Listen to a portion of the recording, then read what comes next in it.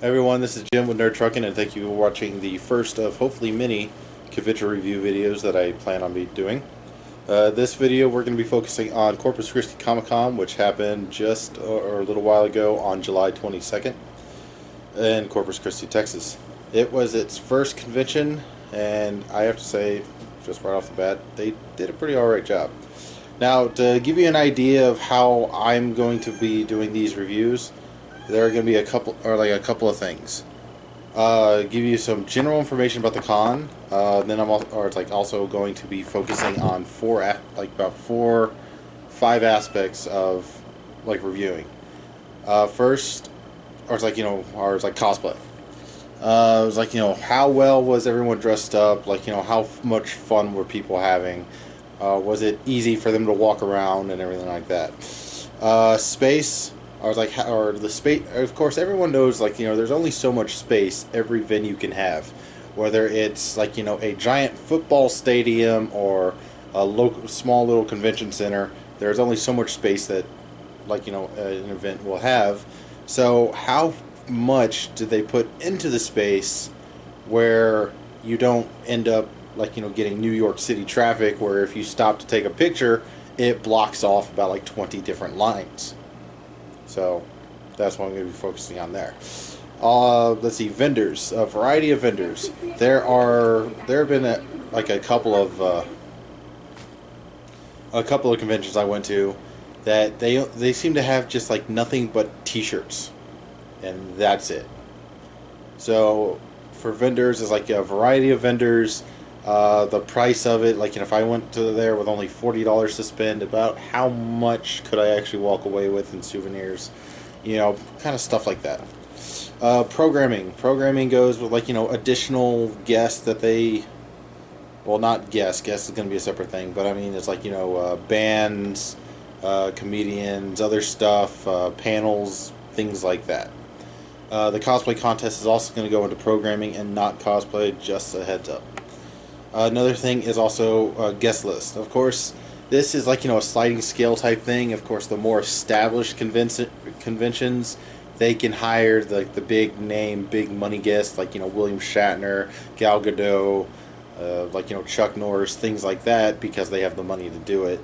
Of course, the little convention that just started, like Corpus Christi, that they could have spent their entire budget and more on one guest, or they could have done what they did, which is best.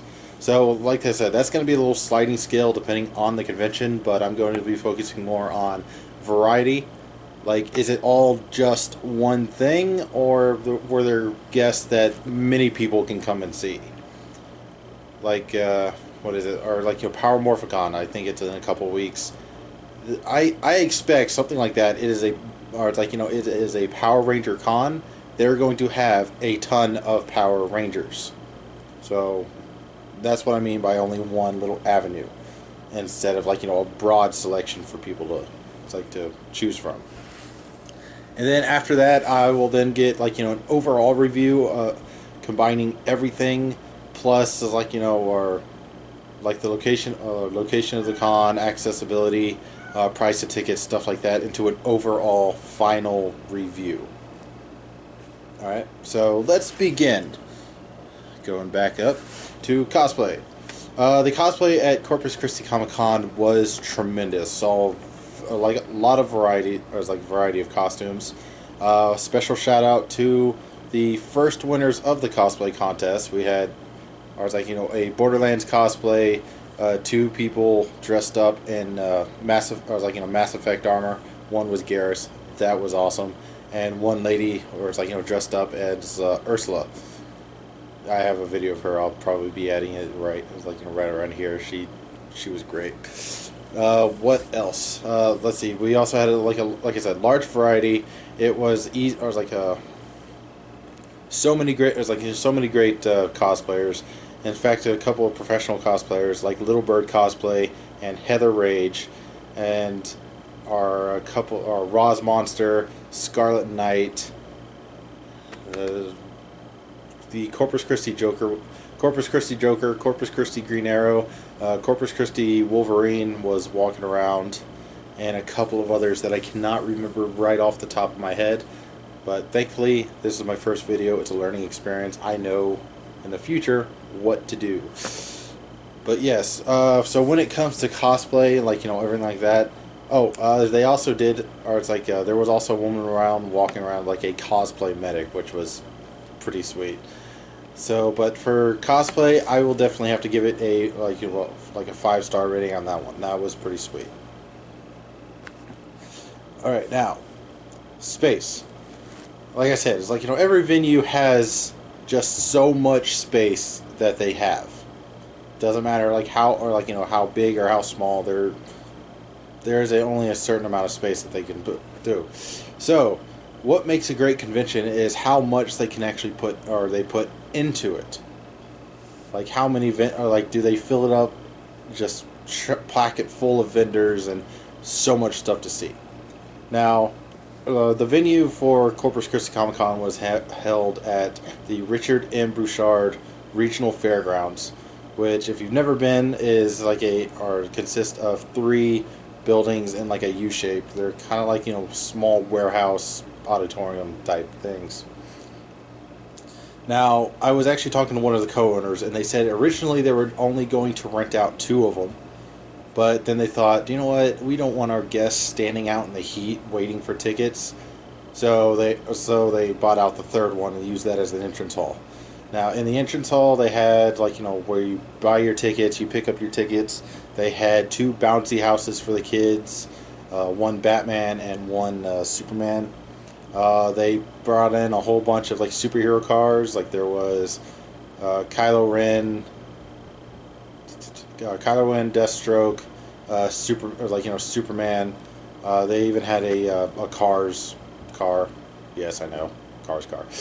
But it was like with a Route 66 theme going to it. It was just a blast. They also had some Jurassic Park Jeeps out. It was like over there as well.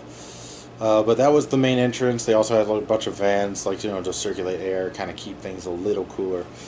And then when you walk into the convention, the first you see a bunch of, like, you know, the sponsors. Like, you know, you had CW, Walgreens, everything right there, right in front. They had the main stage with a pretty good seating. They had auditorium seating a ways in the back, so people could actually sit up there. They had an area for gaming, like, you know, Warhammer 40K, board games, Magic the Gathering, pretty much anything you wanted to bring to a table and play. Behind that, or a little ways down the way, they had Indie Gaming Alley, which is like, you know, video games and independent video game designers and everything, bringing out their work and showing that off and letting people be able to play that. Then they had a whole bunch of artists and everything just kind of surrounded. Then in the very back, the 3rd building, that's where they had all the vendors and all the guests. But I have to give them props. They put in enough so that the space was filled, but not too much that the lines, or like the aisles were, like, you know, so crowded that, you know, just like, you know, trying to squeak through and just, yeah, it's like, hey, can I get a picture? All right, and then all of a sudden it starts backing up down aisles and aisles and aisles. So thankfully they did not have that problem, which is great. I commend them on that one. So for space, got to give them, of course, another 5. Now, vendors. When I say a variety of vendors, like I said, it's like, you know, or it's like, you know, do you have multiple things that people might want to actually get? Now at Corpus Christi, they actually did. They have a variety of things. They had one guy had like, you know, glass mugs with, like, you know, etching on them. I actually bought 2. I got one with a D&D logo and a Skyrim logo for me and a friend. They had a couple of stalls selling, like, you know, like pixelated art. Like, you know, you can put the little plastic together, kind of melt it, and make little artwork of it. They had one vendor doing that, made, like, you know, giant, huge. I think it was like 3 feet long artwork. It was like, that was great. They also had some woodworkers. Ultra Sabers was there. They had culinary kitchen supplies, which was pretty sweet. A sewing club set up. It was like, you know, set up there. What else? Of course, they did have T-shirts. I mean, come on. Yeah. They did have that, but there are it's like candy shops, like ramen shops, like everything. Pretty much, they just had a bunch of stuff. It wasn't just one thing. There were many. They had. It was like they also had a record booth, comic store. They had video games, Legos. So anything you could have thought of, they had it, which was great. So for that, yes, 5. Now, programming. Unfortunately, like I said, I do apologize. It's like I did not write as much as I should have down, but and I will attempt to edit this video later if I can find out who it was. But they did have a comedian there. It's like the nerd, it's like a nerd comedian. He did a whole bunch of. It was like he actually made fun of the stereotypes for nerds and everything like that in his comedy, and it was tremendous. What else? They had a couple. Or it was a couple bands. I want to say it's our Bit Force, I believe was the name of them. Like I said, it's I apologize if I get the name wrong. Everything's kind of slipping this last week with work was just no. But they did have a bunch of panels. It was wrestling panels, voice acting panels, indie gamers. They brought up it was the indie gamers to show okay, how do you in the game development industry and everything like that. They did have a couple of concerts. One thing I have to give props to the sound guys and the video guys that controlled the big screen. Every time because of San Diego Comic Con was happening the same weekend, so every time they released a new trailer for Justice League or Thor Ragnarok or anything like that, they immediately was like, guys, we have the new trailer, take a look, and it was automatically on the big screen at probably as soon as San Diego released it for everyone else. So props to them. They also filled the screen between everything with just really funny little movies and everything like that they could. So that was great. Props to them. What else?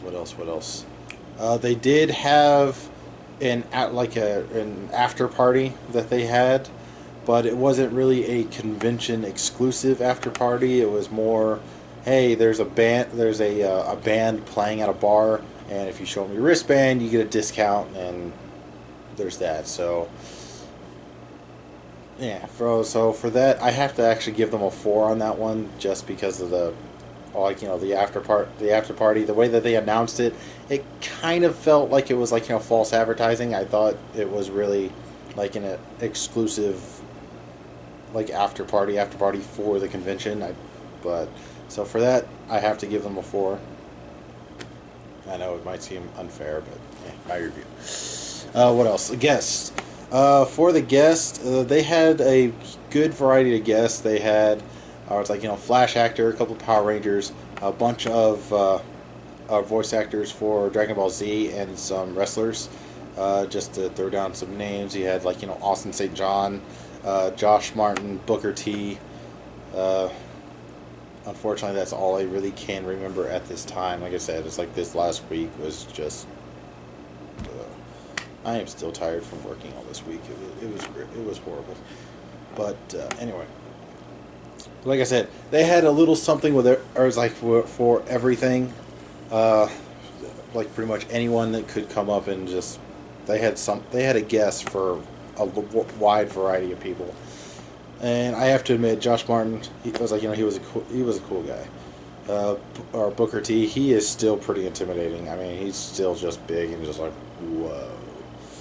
So, gotta give them props. But for Guestlist, being so small and everything like that, I gotta give them a 5. I cannot wait to see what they bring up next year. Alright, so that is it. Just for a recap, recap real quick. Alright, Cosplay, we give them 5 stars. Space, 5 stars. Vendors, 5 stars.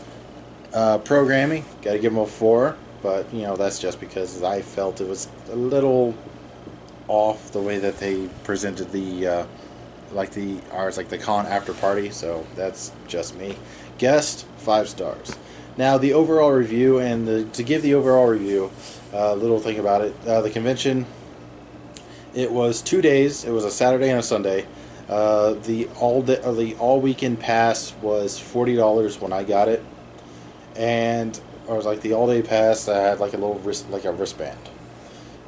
Now the VIP, they had like an actual lanyard and like an actual badge. One thing I really do hope is next year, like at least like actual badges, at least for the 3-day badges. Of course, you can still do the wristbands for the 1 day only. That I can understand, but that's just me. I actually collect a badge from every convention I go to. From where I was actually staying at the Days Inn. It was a 5-minute drive from where I was over to the convention and back and forth. There were also a couple of other hotels in the area that made getting there just really accessible. So for that, I give them major kudos for that. And of course, it's like the 3 owners. I was talking to one of them. One of them had experience going to a bunch of things, so he knew what worked, what didn't work, everything like that. One of them, I think he said he was a DJ, so he had a lot of advertising and marketing experience. And so, but these 3 guys, they pulled their resources together, they pulled their experiences together, they made a tremendously amazing convention that overall I have to give their first convention a 5.5. But I will definitely be going next year. I cannot wait to see what else they come up with. And of course, every link for all the cosplayers and everything I did are going to be, in the description below. So that is it for this convention. Convention review video. If you liked it, leave a comment. If you think I should do something different, please again leave a comment. And just any way you can see I can improve what you didn't like, anything like that. I tried to do this stuff for you, so that way y'all are entertained, and I feel like I'm actually contributing something to the nerdy universe that I love so much. So until next time, guys, stay cool.